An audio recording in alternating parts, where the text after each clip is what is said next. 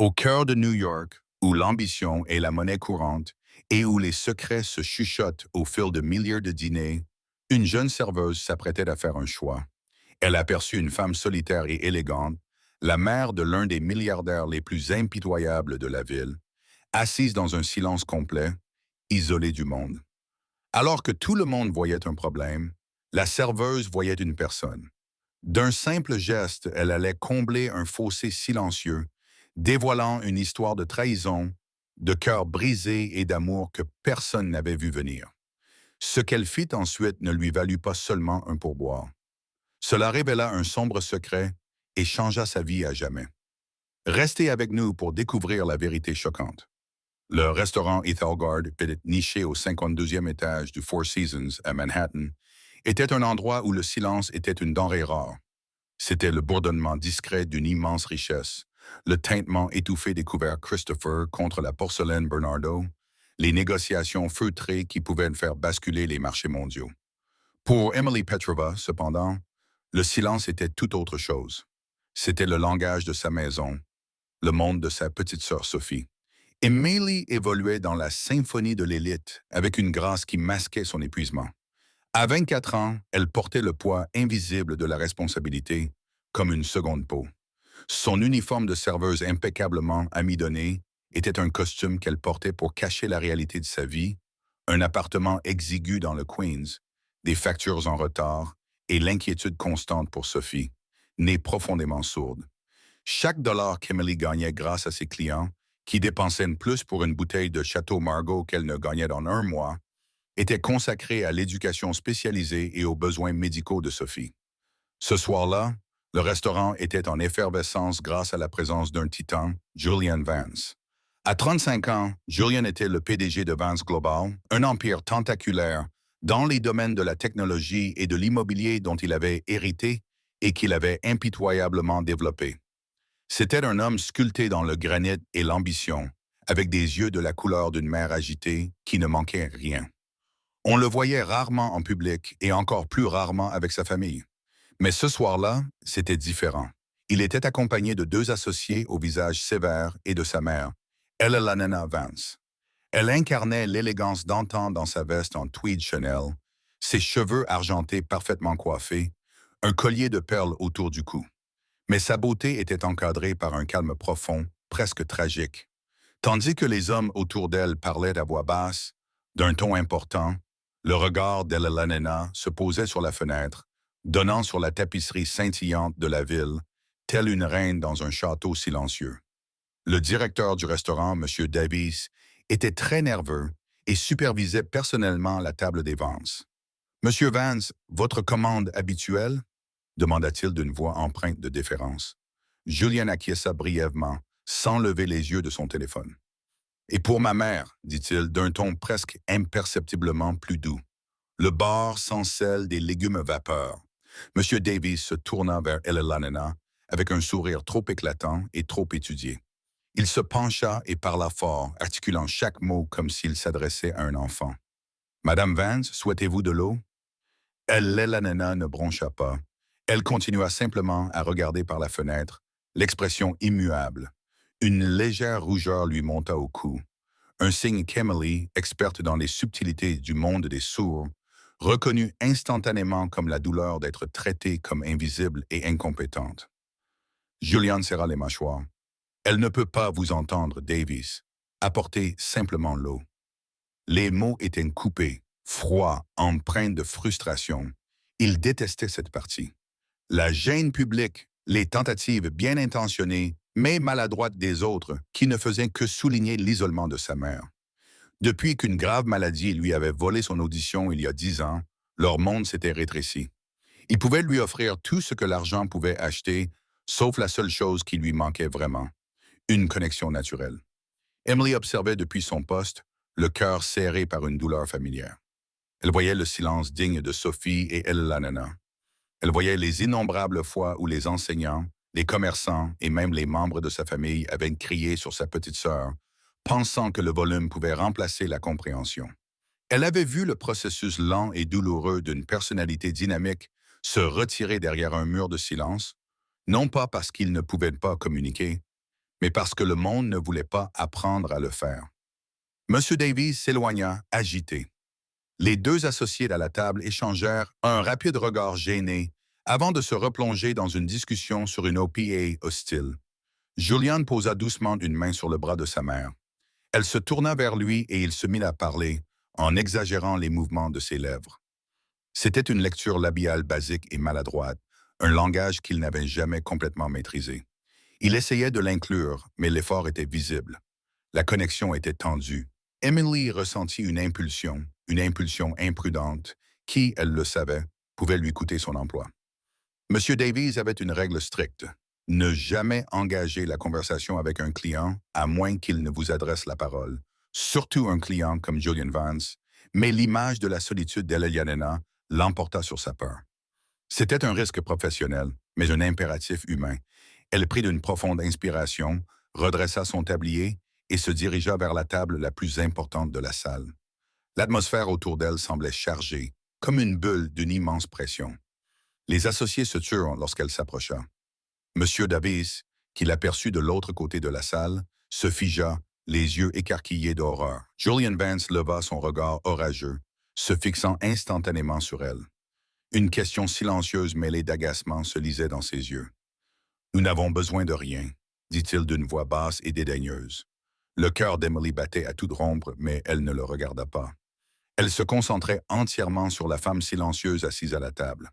Elle inclina légèrement la tête en signe de respect, puis leva les mains et les bougea avec une grâce fluide et précise qui lui était aussi naturelle que respirée.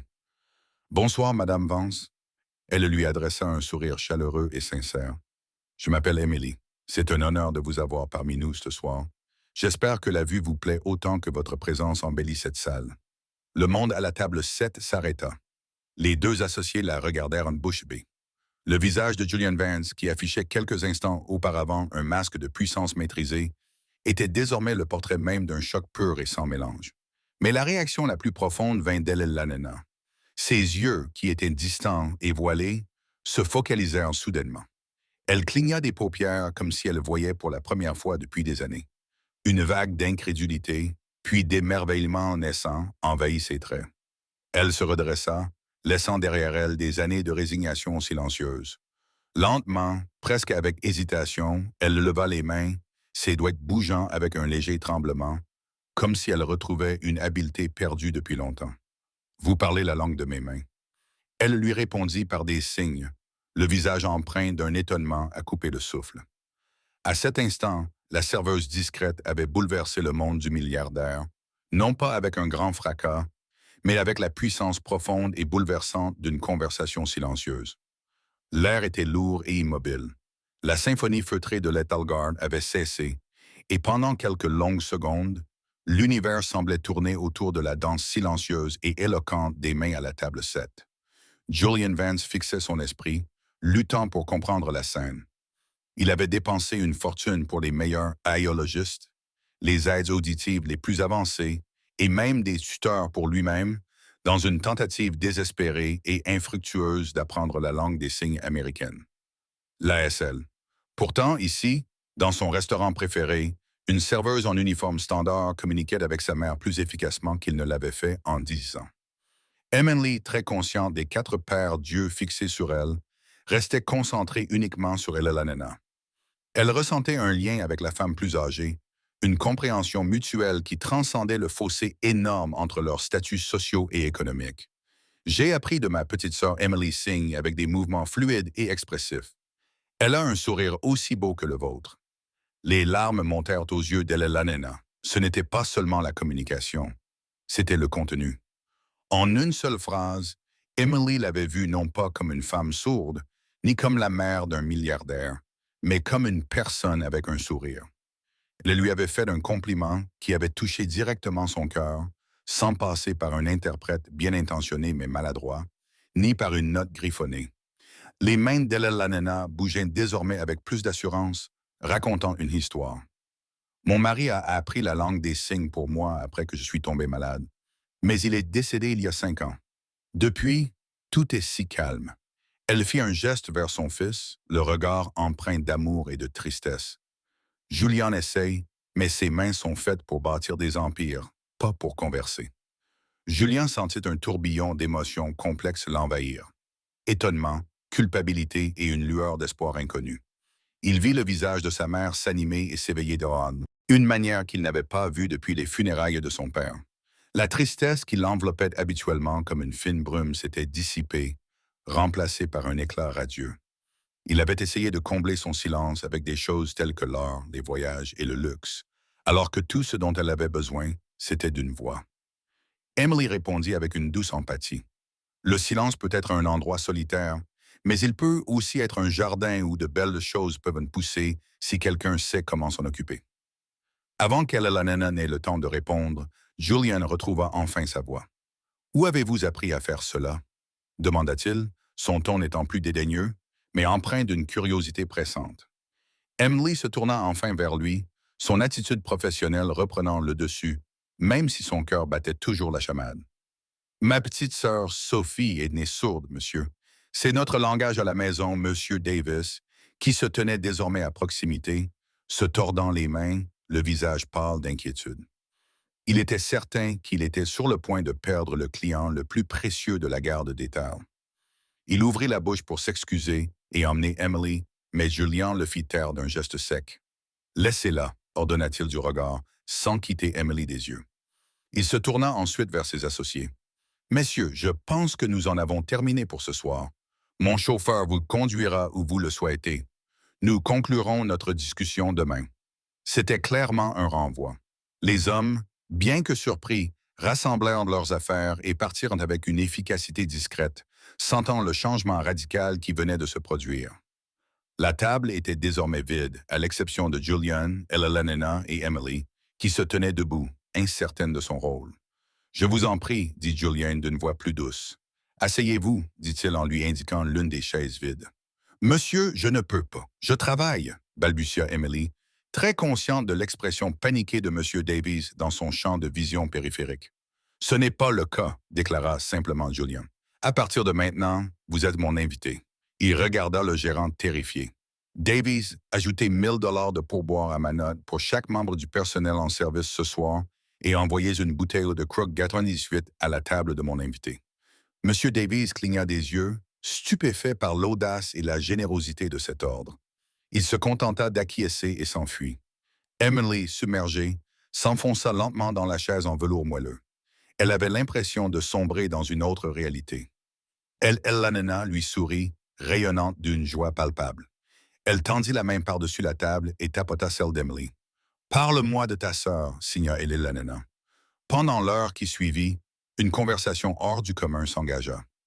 Emily, d'abord nerveuse, se sentit bientôt à l'aise pour traduire entre une mère et son fils, qui se rencontraient pour la première fois à bien des égards. Elle leur parla de l'humour espiègle de Sophie, de sa passion pour la peinture, des difficultés financières pour payer une école adaptée à ses besoins. Elle parla de la beauté et de la complexité de la langue des signes américaine, qui n'était pas seulement une langue des mains, mais aussi du visage, du corps et de l'âme. Julian écoutait, fasciné. Il en apprit davantage sur le monde intérieur de sa mère en 1 heure qu'au cours des 10 dernières années.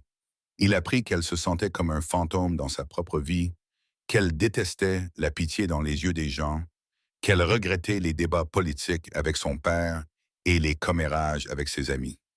Grâce aux interprétations gracieuses d'Emily, la personnalité vibrante et intelligente d'Elalana émergea de sa prison silencieuse.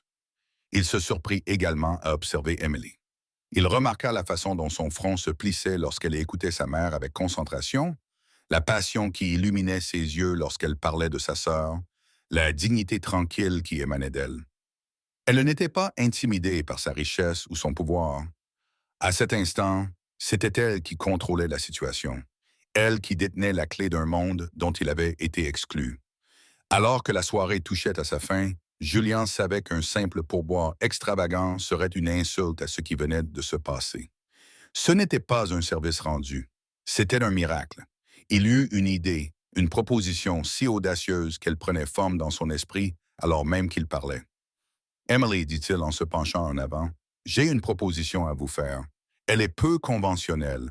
Elle vous obligerait à quitter cet emploi. » Le cœur d'Emily fit un bond. Elle pensa à la situation financière précaire de Sophie. Quel genre de proposition, monsieur? Ma mère est la présidente d'honneur du gala de charité annuel de la Fondation Vance. Il aura lieu dans 2 semaines. C'est l'événement social le plus important de son année. Et depuis 5 ans, elle le redoute. C'est une soirée où il faut sourire et hocher la tête tout en se sentant complètement seul. Je voudrais que vous soyez sa compagne personnelle et son interprète pour cet événement. Pas seulement pour l'événement lui-même, mais aussi pendant les 2 semaines qui le précèdent. Les essayages, le déjeuner, la planification. Je veux qu'elle vive pleinement cette expérience avec vous à ses côtés. Il fit une pause, laissant le temps à Emily d'assimiler la portée de sa proposition. Je vous paierai 50 000 $. Emily eut le souffle coupé, 50 000 $. C'était plus que ce qu'elle gagnait en un an. C'était les frais de scolarité de Sophie pour les 3 prochaines années. C'était une bouée de sauvetage si magnifique qu'elle avait du mal à la comprendre.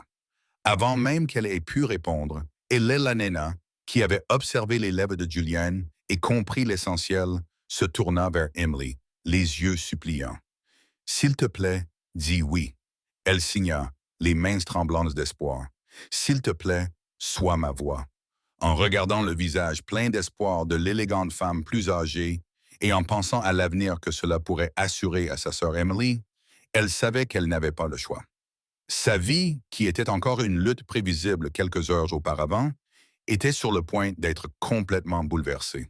« Oui, dit-elle d'une voix à peine audible. Je le ferai. » Le lundi suivant, la vie d'Emily passa de la réalité crue des prostituées à la fantaisie éthérée de l'Upper East Side. Une Cadillac Escalade noire, du genre de celle qu'elle n'avait vue que dans les films, vint la chercher à son modeste immeuble, à la grande surprise de ses voisins. Le chauffeur, un homme stoïque nommé Arthur, s'adressa à elle en l'appelant « Mademoiselle Petrova » et lui tendit un café et un croissant provenant d'une boulangerie où une seule pâtisserie coûtait plus cher que ses pourboires quotidiens. Leur destination était la résidence Vance, un penthouse somptueux surplombant Central Park. Lorsqu'Emily sortit de l'ascenseur et pénétra dans le hall d'entrée privée, elle découvrit un monde de marbre poli, de plafonds vertigineux et d'œuvres d'art dignes d'un musée. Une femme à l'allure imposante, coiffée d'un chignon sévère et vêtue d'un uniforme impeccable, se présenta comme Madame Davenport, la gouvernante. Son regard balaya la robe simple et les ballerines usées d'Emily avec une désapprobation à peine dissimulée. « Madame Vance vous attend dans le solarium », dit-elle d'un ton aussi raide que son col.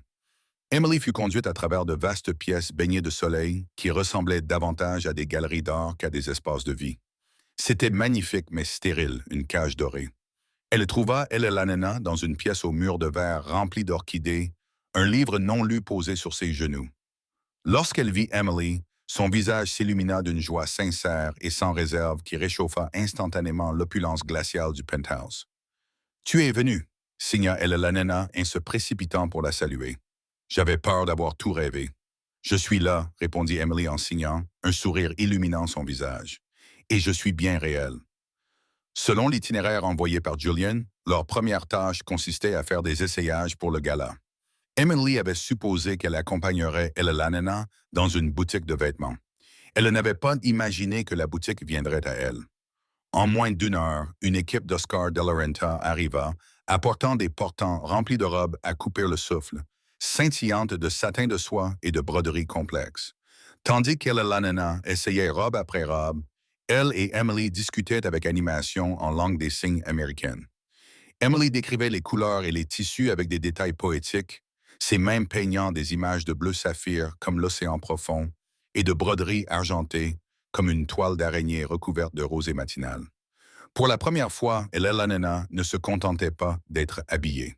Elle participait au processus créatif, partageant ses opinions, ses préférences, ses souvenirs. Celle-ci, signa-t-elle en caressant d'une robe en velours émeraude foncé, me rappelle une robe que je portais lors de mon premier anniversaire de mariage avec mon mari. Nous avons dansé toute la nuit sous les étoiles dans le jardin. Alors qu'elles étaient absorbées dans leur monde, Julian Vance fit une apparition inattendue. Il avait libéré son emploi du temple du matin, un geste sans précédent, pour superviser les préparatifs. Il se tenait dans l'embrasure de la porte, observant la scène sans être remarqué pendant un long moment. Il voyait sa mère, non pas comme la figure de proue fragile et silencieuse de son entreprise, mais comme une femme pleine de vie, riant, gesticulant tandis qu'elle partageait un souvenir avec Emily. Et il voyait Emily assise sur un petit tabouret, l'air complètement absorbé. Sa présence était un ancrage apaisant dans le monde silencieux de sa mère. Il ressentit une douleur qu'il ne pouvait nommer. C'était un mélange de gratitude et d'une étrange envie inconnue. Emily avait établi avec sa mère un lien qu'il n'avait jamais pu créer. Elle avait libéré une partie d'Elelana qu'il croyait perdue à jamais. Les préparatifs semblent bien avancés, dit-il, révélant enfin sa présence. Emily sursauta légèrement, retrouvant immédiatement son professionnalisme. Monsieur Vance, oui, votre mère a choisi une magnifique robe. Elelana se tourna vers lui. Un sourire radieux illumina son visage et elle fit signe à Emily. Dites-lui que je me sens à nouveau moi-même. Lorsque Emily traduisit ces paroles, une lueur d'émotion traversa le visage stoïque de Julian. C'est bon à entendre, maman, dit-il d'une voix un peu rauque. Mais tout le monde dans l'entourage des Vance n'était pas aussi ravi. Plus tard dans la journée, le cousin de Julian, Marcus Thorne, arriva au penthouse. Marcus était vice-président senior chez Vance Global, un homme au sourire étudié et au regard toujours calculateur. Il s'occupait des activités philanthropiques de la famille, notamment de la Fondation Vance. Il trouva Emily et Elelana dans la bibliothèque, en train de passer en revue la liste des invités du gala. Il salua sa tante d'un baiser sur la joue, puis tourna son regard inquisiteur vers Emily. Alors, c'est vous la faiseuse de miracles? Dit-il d'une voix douce comme de la soie, mais avec une pointe d'ironie. Julian ne cesse de parler de vous. J'aide simplement Madame Vance à préparer le gala, répondit Emily poliment. Bien sûr, dit Marcus, son sourire n'atteignant pas tout à fait ses yeux. C'est une merveilleuse opportunité pour vous. Une véritable histoire de Cendrillon. Les mots étaient flatteurs, mais le ton était teinté d'insinuation, comme s'il était déjà en train d'écrire le récit. Une pauvre fille du Queens, une famille riche et vulnérable, et un trésor au bout de l'arc-en-ciel. Il l'observa pendant le reste de l'après-midi, silencieux, scrutateur. Il vit la complicité naturelle entre Emily et sa tante, l'affection sincère qui commençait déjà à naître, et cela ne lui plut pas. Pendant des années, le silence d'Elelana l'avait rendue passive, une figure de proue qu'il pouvait facilement contrôler. Une Elelana engagée, émancipée et en communication directe avec le monde extérieur était une variable dont il n'avait pas tenu compte. Ce soir-là, Marcus se rendit au bureau de Julian. Elle est très charmante. Il commença à se servir un verre avec désinvolture à partir de la carafe en cristal posée sur le bureau de Julian. Emily est professionnelle et excellente dans son travail. Julian le corrigea, sans lever les yeux de ses papiers. « Oh, j'en suis sûr, ronronna Marcus. Mais ne trouves-tu pas que tout cela va un peu vite? Cette fille sort de nulle part et possède comme par hasard cette compétence rare qui lui permet d'accéder au sein des saints. Nous ne savons rien d'elle, Julian. Pour autant que nous le sachions, cela pourrait être un piège. Elle pourrait être n'importe qui. C'est une serveuse qui aime sa sœur, dit Julian d'une voix ferme. J'ai vu son dossier au restaurant. Elle a 2 emplois depuis 6 ans pour subvenir aux besoins de sa famille. Ou c'est ce qu'elle veut te faire croire. Marcus compta, appuyé contre le bureau. Les histoires larmoyantes sont le plus vieux truc du monde. Une femme aussi belle, aussi posée, ne peut pas être simplement serveuse. Je te dis juste d'être prudent. Tu l'invites à l'événement le plus important de notre famille. L'enjeu est de taille. Julian leva enfin les yeux, le regard froid. Ma mère est heureuse. C'est tout ce qui compte. Mais lorsque Marcus partit, un doute s'était installé dans son esprit. Julian était un homme qui ne faisait confiance à personne, qui avait bâti son empire en anticipant les menaces et en atténuant les risques. Il avait pris cette décision avec son cœur, un organe qu'il consultait rarement dans ses affaires. Les paroles de Marcus, habiles et venimeuses, avaient fait appel à son instinct protecteur le plus profond. Emily Petrover était-elle vraiment un cadeau du ciel? Ou était-elle simplement l'arnaqueuse la plus habile qu'il ait jamais rencontrée? Il repoussa cette pensée, mais elle continua de hanter son esprit comme une ombre sombre. Les 2 semaines qui précédèrent le gala furent un tourbillon d'activités qui sembla durer une éternité à Emily. Elle passait ses journées dans le penthouse des Vance, un monde si éloigné du sien que le retour dans son petit appartement de reine le soir lui donnait une étrange sensation de vertige. Son lien avec Elena s'approfondissait de jour en jour. Elles n'étaient plus seulement employeurs et employés, elles étaient un ami. Emily apprit qu'Elena avait été une formidable professeure d'histoire à Columbia. Avant sa maladie, c'était une intellectuelle à l'esprit vif qui regrettait plus que tous les débats universitaires. À son tour, Emily partagea des anecdotes sur Sophie, montrant à Elena les peintures abstraites vibrantes que sa sœur avait créées, une forme de communication qui lui était propre. Elena, utilisant Emily comme pont, commença à se réengager dans sa vie. Elle a commencé à passer des appels via un service de relais vidéo avec Emily qui interprétait pour ses vieux amis qu'elle n'avait pas vus depuis des années. Elle a même organisé un petit déjeuner pour les membres du conseil d'administration de la Fondation. Marcus Thorne était présent, avec son sourire toujours aussi poli et hypocrite. Il observait chacun des gestes d'Emily, son regard scrutateur pesant lourdement dans la pièce. Pendant le déjeuner, Elena, avec l'aide d'Emily, a évoqué une œuvre caritative en particulier. La Fondation soutenait une école sous-financée pour enfants sourds dans le Bronx. Marcus a-t-elle signé d'un geste net et direct. J'ai examiné les rapports trimestriels. Notre don au Bronx Aiology Center était nettement inférieur à celui que nous avions promis l'année dernière. Pourquoi? Marcus a été momentanément déconcerté. Ah, tante Elena, nous avons dû réaffecter certains fonds à une campagne de financement plus urgente, une nouvelle aile pour le musée d'art. Il s'agissait d'un simple ajustement budgétaire. L'éducation des enfants n'est pas un ajustement. Elena riposta avec une lueur dans les yeux qu'Emily n'avait jamais vue auparavant. C'est une priorité. Je veux voir le détail complet des finances. Le sourire de Marcus se crispa.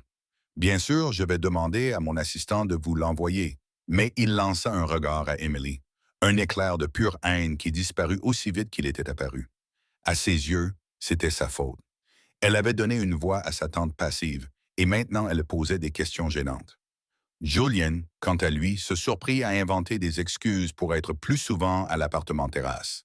Il travaillait à domicile, installé dans son bureau, la porte ouverte, écoutant le son lointain et imaginaire de leurs conversations silencieuses. Il voyait le profond changement qui s'était opéré chez sa mère. Elle n'était plus un fantôme hantant les couloirs de sa propre maison. Elle en était la reine renaissante, et tout cela grâce à Emily. Son admiration pour elle grandissait, mais le doute semé par Marcus grandissait également. Il ne parvenait pas à concilier la femme chaleureuse et authentique qui traitait sa mère avec tant de tendresse, avec l'opportuniste calculatrice décrite par Marcus. Pourtant, les avertissements de son cousin résonnaient dans son esprit. Il était Julian Vance. Toute sa vie, des gens avaient essayé de s'emparer de la fortune de sa famille. Pourquoi Emily serait-elle différente? Un après-midi, il trouva Emily seule dans la bibliothèque, en train de dessiner dans un cahier. « Qu'est-ce que c'est » demanda-t-il, sa voix la faisant sursauter. Elle referma rapidement le cahier. Rien, juste des gribouillages. Il s'approcha. Sa curiosité était à son comble. « Laisse-moi voir. » Elle l'ouvrit avec hésitation. La page était remplie d'un croquis étonnamment détaillé d'une orchidée du salarium. C'était un travail de qualité professionnelle. « C'est plus que des gribouillages, » dit-il, sincèrement impressionné. « C'est un vrai talent. » Emily rougit. « Je voulais être illustratrice botanique. J'ai obtenu une bourse pour Pratt. Mais la vie en a décidé autrement. » Elle n'avait pas besoin d'en dire plus. Il savait que la vie signifiait la mort de son père, les dettes qui s'ensuivirent et sa responsabilité écrasante envers Sophie. Ils restèrent silencieux un moment, l'espace entre eux chargé d'une intimité tacite. Il voyait une autre facette d'elle, un autre rêve abandonné, sacrifié pour sa famille. « Vous êtes une femme remarquable, Emily, » dit-il d'une voix basse. Le compliment resta suspendu dans l'air, chaleureux et sincère, et cela la terrifia. Elle commençait à voir au-delà du mania milliardaire, à voir l'homme derrière le fils solitaire qui aimait passionnément sa mère, mais ne savait pas comment l'atteindre. Elle commençait à ressentir quelque chose pour lui, un dangereux et impossible élan d'attirance. C'était un travail, se rappela-t-elle avec acharnement, un travail temporaire et bien rémunéré.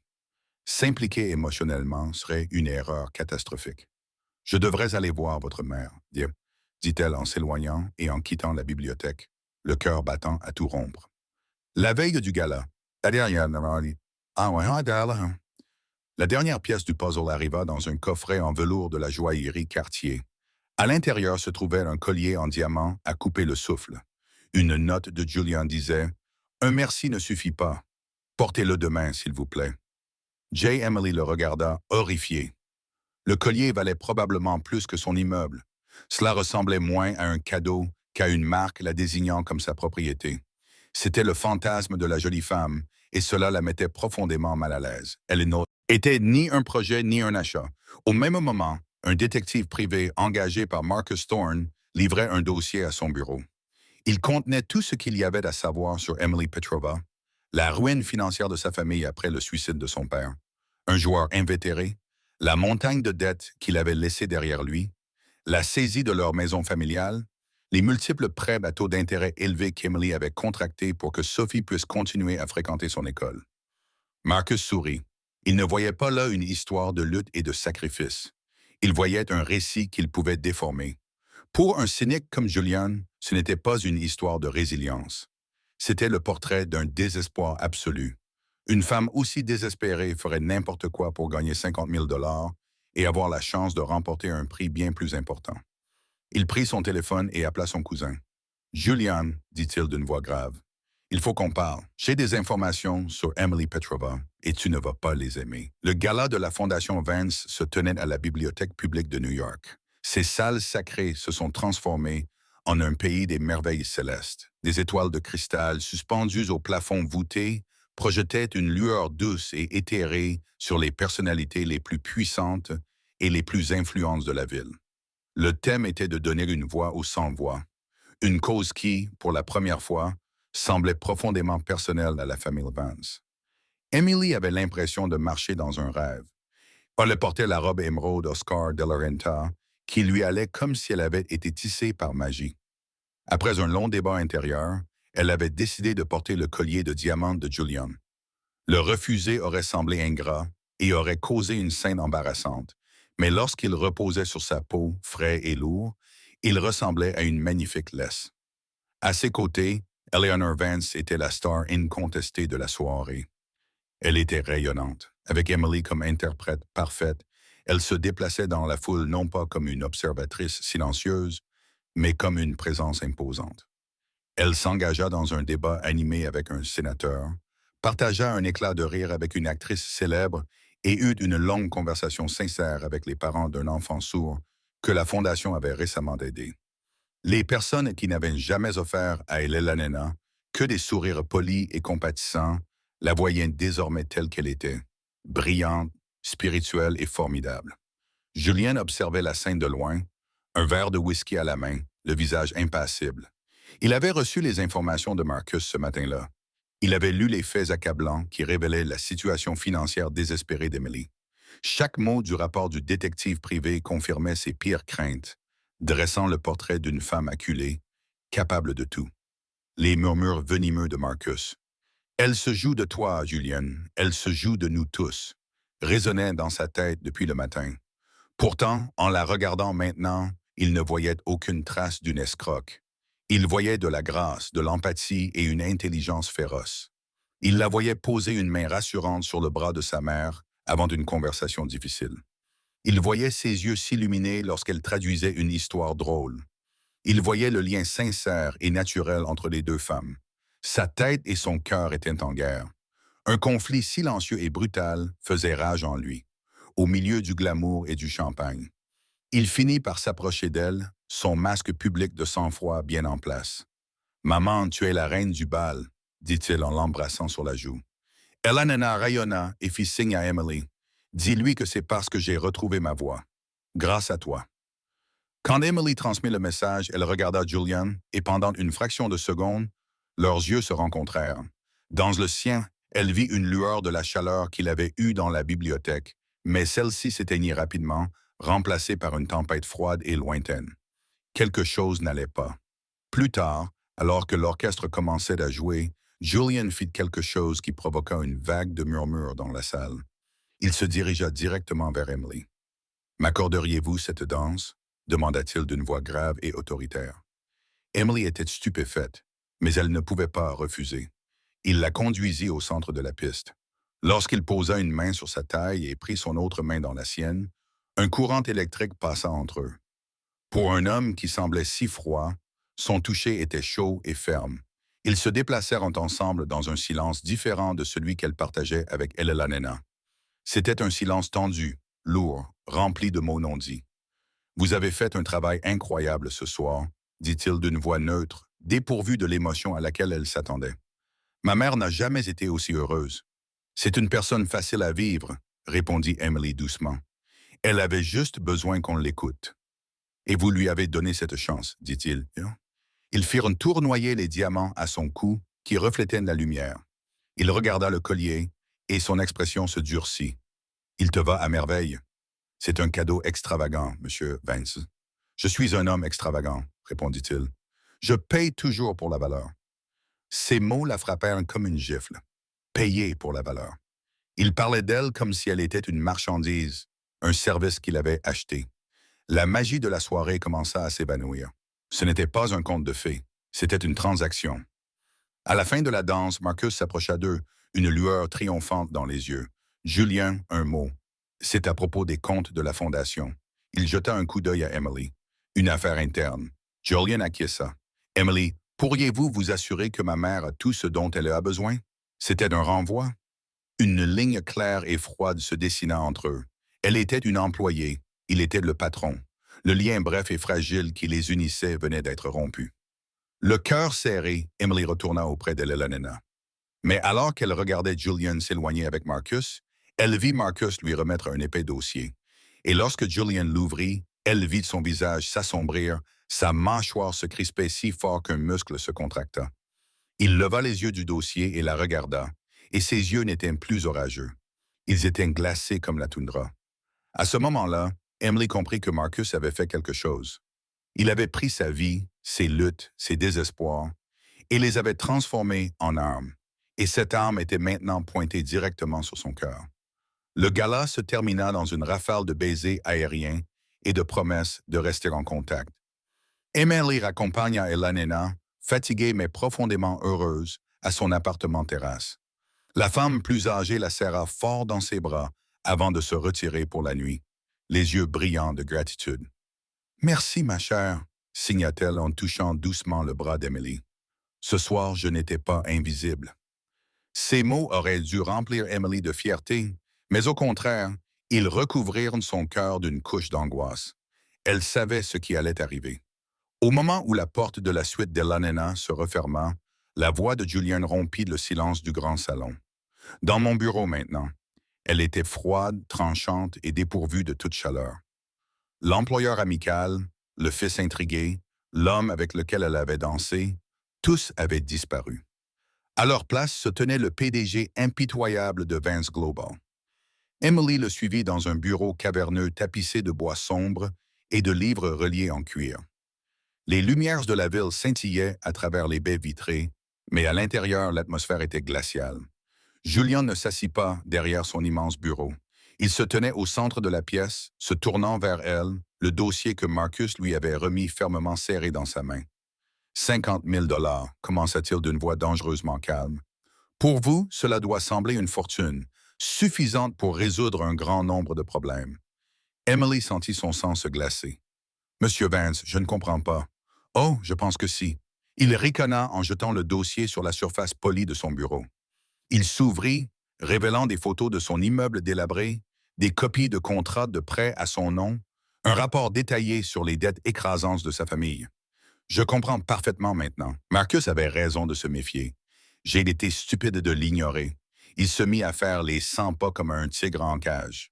Voyons si j'ai bien compris l'histoire. Une jeune femme, belle et intelligente, croulant sous les dettes, abandonnée par son père joueur. Elle est désespérée. Elle occupe des emplois sans avenir, arrivant à peine à garder la tête hors de l'eau, puis un jour, la poule aux œufs d'or entre dans son restaurant, un milliardaire reclus et sa mère sourde. Quelle chance! Chaque mot était une flèche empoisonnée. Emily était figée, le visage pâle, sa magnifique robe émeraude lui donnant soudain l'impression d'être un costume de bouffonne. « Ce n'était pas comme ça, » murmura-t-elle d'une voix tremblante. « J'ai vu que votre mère était seule. Je voulais juste l'aider. » « L'aider ?» Il eut un petit rire amer. « Vous avez vu une opportunité. Tu as parfaitement joué ton rôle. La serveuse attentionnée et empathique. Tu savais que t'approcher de ma mère était le moyen le plus rapide de t'approcher de moi. Tu as profité de sa solitude. Tu as profité de ma culpabilité. Il s'approcha, ses yeux orageux plongés dans les siens. Les histoires sur ta sœur, les croquis, la fausse surprise devant les vêtements, les bijoux. C'était une performance magistrale. Dis-moi, Emily, quel était ton but final? Espérais-tu que je te garde définitivement, que je t'épouse? Pensais-tu pouvoir signer ton entrée dans la fortune, née de la famille Vance? La cruauté de ces accusations lui coupa le souffle. Il avait pris chaque moment sincère qu'ils avaient partagé, chaque fragment de sa vie qu'elle avait révélé avec hésitation, et les avait transformés en quelque chose de laid et de manipulateur. Il ne la licenciait pas simplement. Il assassinait sa personnalité. Des larmes de colère et de douleur lui piquaient les yeux, mais elle refusa de les laisser couler. Elle releva le menton, son regard devenant aussi dur que le sien. Vous pensez que parce que vous avez de l'argent, tous ceux qui n'en ont pas sont forcément des voleurs qui complotent pour vous le prendre? Dit-elle d'une voix tremblante mais claire. Vous ne pouvez pas imaginer qu'une personne puisse agir par simple gentillesse humaine, car ce n'est pas une monnaie que vous comprenez.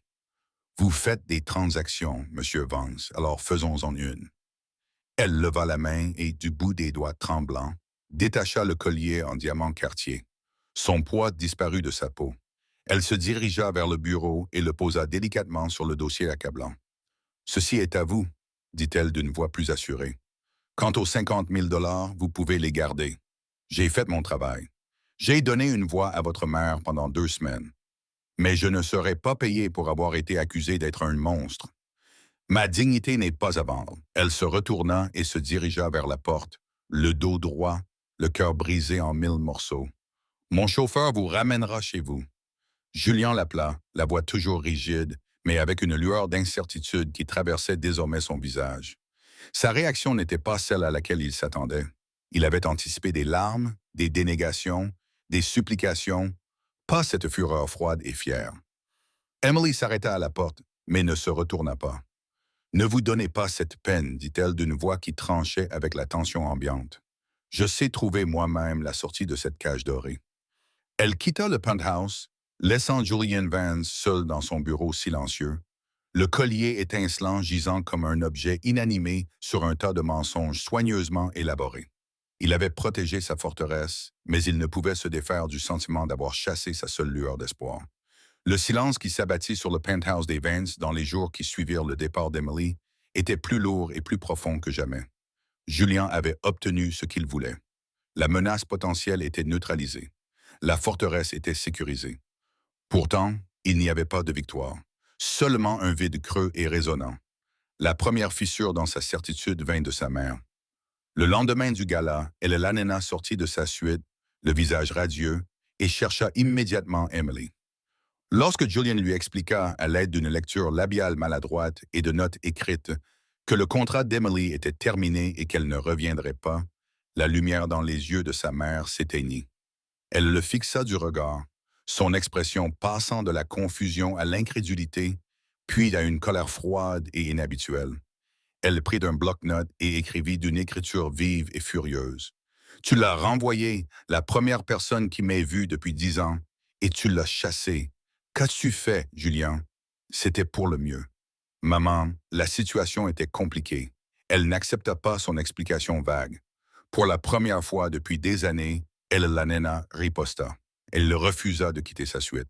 Elle annula ses rendez-vous.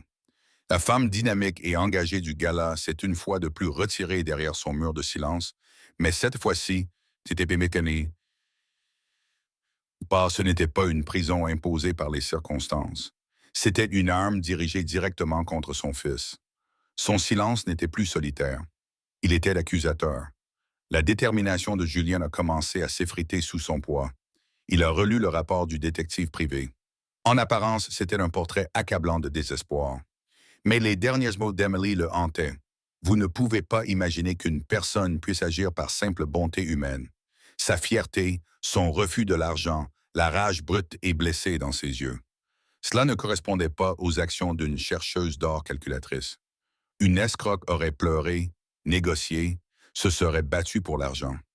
Emily s'était simplement éloignée, emportant avec elle sa dignité. Poussé par un malaise agaçant, Julian fit quelque chose qu'il n'avait pas fait depuis des années. Il se rendit dans le Queens. Il n'a pas envoyé de chauffeur ni d'enquêteur. Il a conduit lui-même sa Mercedes, qui semblait ridiculement déplacée dans la rue où vivait Emily. Il ne s'est pas rendu à sa porte. Il est allé à la petite boulangerie du coin, celle où son chauffeur lui avait acheté un cason. Il a parlé à la vieille femme derrière le comptoir. Je cherche des informations sur une résidente d'ici, Emily Petrova. La femme plissa les yeux d'un air méfiant. Qui la demande? Un ancien employeur, répondit Julian. Son expression s'adoucit.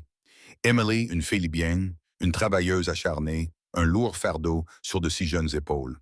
Autour d'une tasse de café, elle lui raconta la véritable histoire. Elle lui raconta comment Emily avait soigné sa propre mère pendant une longue maladie. Elle lui raconta comment Emily donnait gratuitement des cours particuliers aux enfants du quartier. Elle lui raconta comment, après la mort de son père, Emily avait vendu tous ses biens de valeur, non pas pour rembourser ses dettes de jeu, mais pour permettre à sa petite sœur de continuer à fréquenter l'école spécialisée qui était tout son univers. Cette fille a un cœur en or, conclut le boulanger, même si ses poches sont vides.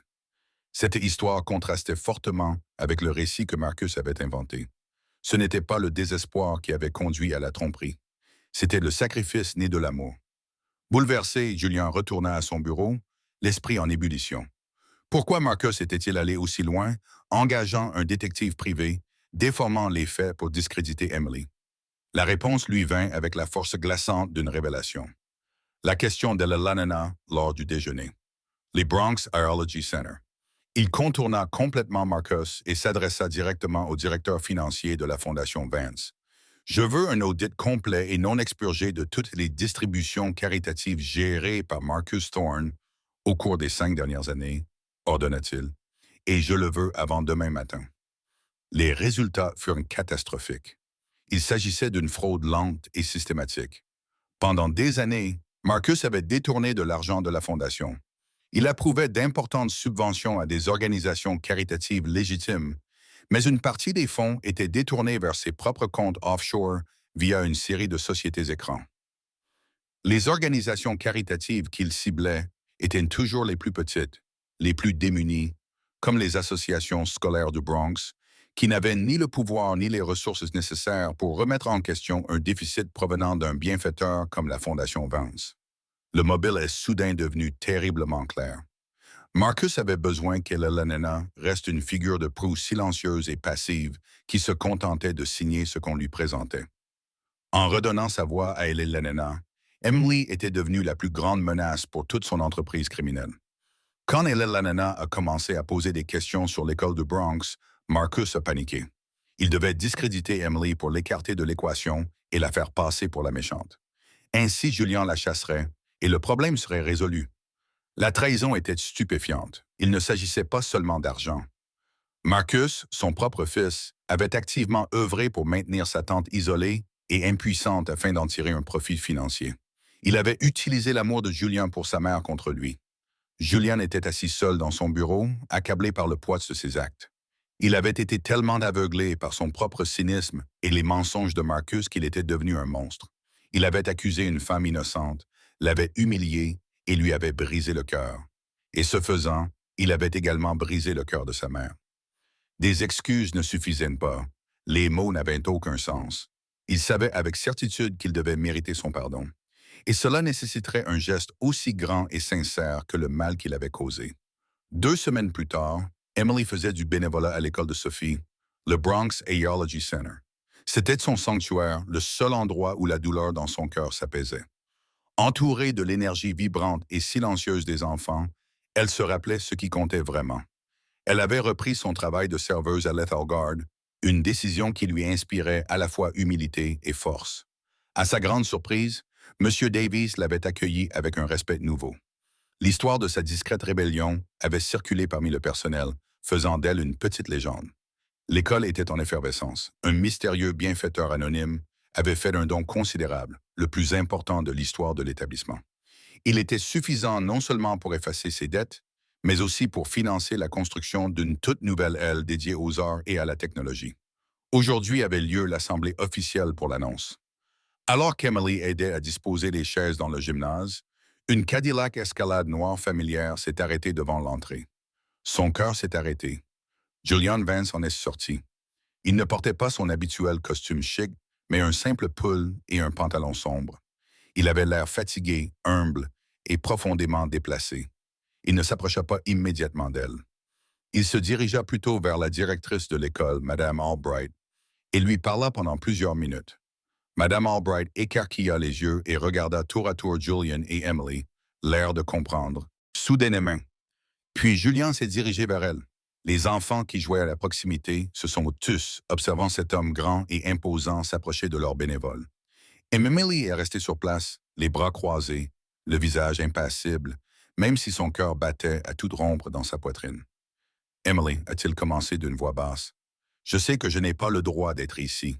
Je sais que mes excuses ne sont que des mots, et que les mots ne suffisent pas à réparer ce que j'ai brisé. Il fit une pause, puis fit quelque chose qui la bouleversa profondément. Il leva les mains, ses mouvements hésitants et maladroits, mais empreintes d'une sincérité désespérée. Il se mit à signer. J'ai eu tort. Il signait lentement, le front plissé par la concentration. Il était évident qu'il s'était entraîné à mémoriser les mouvements. J'ai fait du mal à toi et à ma mère. Je suis vraiment désolé. Emily le fixait, sa colère se mêlant à une vague d'étonnement. Cet homme, ce titan de l'industrie qui dirigeait des conseils d'administration et bâtissait des empires, s'était humilié pour apprendre sa langue, non pas pour sa mère, mais pour elle, afin de s'excuser de la manière la plus sincère qui soit. Il n'avait pas fini. L'homme que tu as rencontré, dit-il en repassant à la parole, était un cynique qui avait appris à voir des menaces dans chaque ombre. Tu lui as montré ce qu'était la gentillesse, mais il était trop aveugle pour le voir. Marcus, il nous a tous trahis. Il volait la fondation d'école comme celle-ci. Il s'est servi de ton passé pour isoler ma mère et protéger ses mensonges. On s'est occupé de lui. Il ne fera plus jamais de mal à personne. Il s'est approché d'un pas. Mais ses actions n'excusent pas les miennes. J'ai fait un choix. J'ai choisi de croire au pire en toi parce que c'était plus facile que de croire au meilleur. Et c'était mon erreur, pas la tienne. Mademoiselle Albright est montée sur le podium de la petite scène. Étudiant, professeur, a-t-elle annoncé d'une voix rayonnante. Je suis honoré de vous présenter l'homme responsable de notre nouveau départ. Le bienfaiteur qui a non seulement financé notre nouvelle aile, mais qui a également créé la bourse Sophie Petrova pour les arts des sourds, une bourse permanente qui permettra à nos étudiants de réaliser leurs rêves. Veuillez accueillir M. Julian Vance. Emily tourna brusquement la tête vers lui. Ya, mamovi. Les yeux écarquillés d'incrédulité. La bourse, Sophie Petrova. Il ne s'était pas contenté de jeter de l'argent sur le problème. Il l'avait vu. Il avait écouté tout ce qu'elle lui avait dit sur sa sœur, sur ses propres rêves perdus, et il les avait honorés de la manière la plus publique et la plus permanente qui soit. Des larmes finirent par monter à ses yeux, mais cette fois, elles n'étaient pas dues à Hammer ou à la colère. Julian la regarda, les yeux remplis d'une vulnérabilité brute et suppliante. Je ne peux pas retirer l'accusation, Emily, mais je peux passer le reste de ma vie à essayer de construire quelque chose de mieux à partir des décombres. Ma mère regrette son ami, et moi, je regrette la femme qui m'a appris que les choses les plus puissantes au monde se disent sans un seul mot. Il tendit la main, non pas pour une poignée de main, mais comme un geste ouvert et plein d'espoir. La Fondation Vance a besoin d'un nouveau directeur pour ses programmes d'aide aux sourds et malentendants. Quelqu'un qui fasse preuve d'intégrité, de passion et d'une réelle compréhension de la communauté. Quelqu'un qui sait comment entretenir un jardin silencieux et faire pousser de belles choses. Le monde autour d'eux semblait s'estomper. Il ne s'agissait plus d'un milliardaire et d'une serveuse. Il s'agissait de deux personnes qui avaient vu le pire et le meilleur l'une chez l'autre. Il s'agissait d'une seconde chance, non seulement pour le pardon, mais aussi pour un nouveau départ. Lentement, un petit sourire timide apparut sur les lèvres d'Emily. Elle regarda les visages pleins d'espoir des enfants, la promesse de la nouvelle aile nommée en l'honneur de sa sœur, et l'homme qui avait détruit son monde et qui essayait maintenant de le reconstruire pour le rendre meilleur qu'avant. Elle ne prit pas la main qu'il lui tendait. Au lieu de cela, elle leva la sienne. « Mettons-nous au travail », signa-t-elle. En fin de compte, il ne s'agissait pas d'argent ou de glamour. Il s'agissait du pouvoir de voir le monde d'une autre personne et d'oser y entrer. Emily n'a pas seulement trouvé un emploi ou l'amour. Elle a déclenché une révolution de gentillesse qui a mis au jour la corruption et guéri une famille. Son histoire nous rappelle que la plus grande force réside souvent dans les gestes les plus discrets et que la véritable communication vient du cœur, pas de la voix. Elle prouve que l'empathie d'une seule personne peut vraiment changer le monde. Si cette histoire vous a touché et vous a rappelé le pouvoir de la compréhension, n'hésitez pas à liker cette vidéo. Partagez-la avec quelqu'un qui a besoin d'entendre une histoire d'espoir et de résilience. Et n'oubliez pas de vous abonner et d'activer la cloche de notification pour ne pas manquer notre prochaine incroyable histoire vraie. Quel a été votre moment préféré? Faites-le nous savoir dans les commentaires ci-dessous.